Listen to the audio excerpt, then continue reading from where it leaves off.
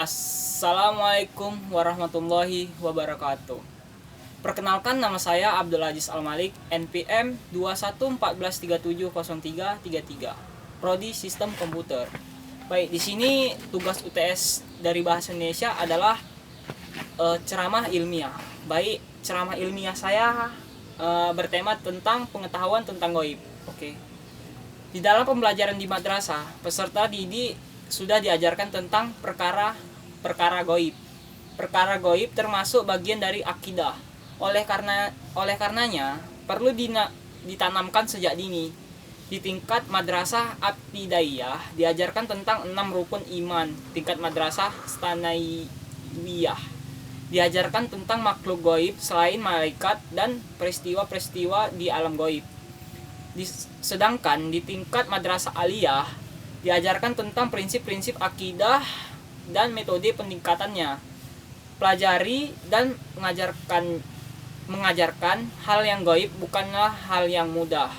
Mengapa?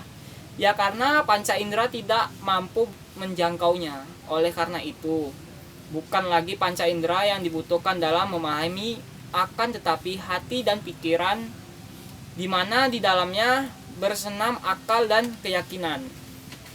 Bisa jadi dengan penjelasan yang memadai, akal dapat menerimanya. Namun sebaliknya, jika penjelasan tidak memadai, justru akan menimbulkan kegangguan.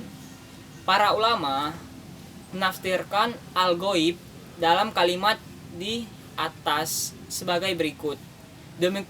Demikianlah para ulama menafsirkan kata gaib yang terdapat dalam Al-Quran. Gaib dibagi menjadi dua, yaitu gaib mutlak dan gaib nisbi. Baik, di sini gaib nisbi gaib mutlak adalah yaitu berkaitan dengan Allah Subhanahu wa taala dan tidak berkaitan dengan lainnya. Hanya Allah sajalah yang mengetahuinya.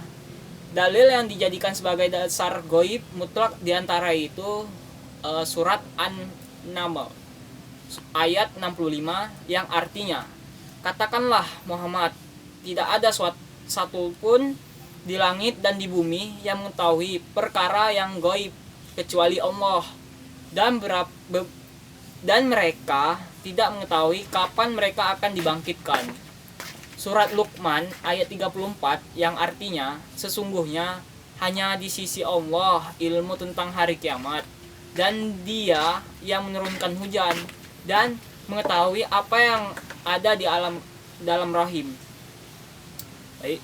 Dan tidak ada seorang pun yang dapat mengetahui dengan pasti apa yang akan dikerjakan esoknya. Dan tidak ada seorang pun yang dapat mengetahui di bumi mana dia akan mati. Sesungguhnya Allah Maha mengetahui, Maha mengenal. Gaib kedua yaitu gaib nisbi. Gaib nisbi yaitu perkara gaib yang dimungkinkan makhluk dapat mengetahuinya namun tidak secara terperinci. Disebut sebagai gaib nisbi karena dinisbatkan pengetahuannya menyaksikan hal-hal yang gaib. Sedangkan dalil yang dijadikan sebagai dasar gaib nisbi yaitu surat Ali Imran ayat 44 yang artinya, itulah sebagian dari berita-berita gaib yang kami wahyukan kepadamu Muhammad. Padahal engkau tidak bersama mereka ketika mereka dilemparkan pena mereka untuk mengundi siapa di antara mereka yang akan memelihara Maryam. Dan engkau pun tidak bersama mereka ketika mereka bertengkar.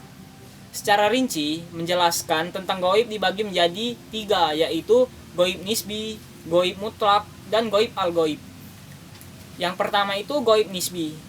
Sesuai dengan karakteristik di alam, kita bisa melihat suatu dan bekas suatu seperti listrik dan cahaya.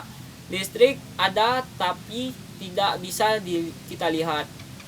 Yang kita lihat adalah bekasnya, yaitu cahayanya. Contoh lainnya yaitu akal. Indra manusia terbatas, maka apa yang tidak bisa dilihat atau diketahui oleh indra. Baik, 2, gaib mutlak. Gaib mutlak, manusia tidak dapat melihat tapi makhluk lain dapat melihatnya seperti arsy, surga dan neraka. malaikat dapat melihatnya tapi manusia tidak. Yang ketiga itu goib al-goib, yaitu Allah Subhanahu wa taala, saat Allah tidak dapat diketahui baik oleh para nabi, rasul, para malaikat dan makhluk goib lainnya. Udahan.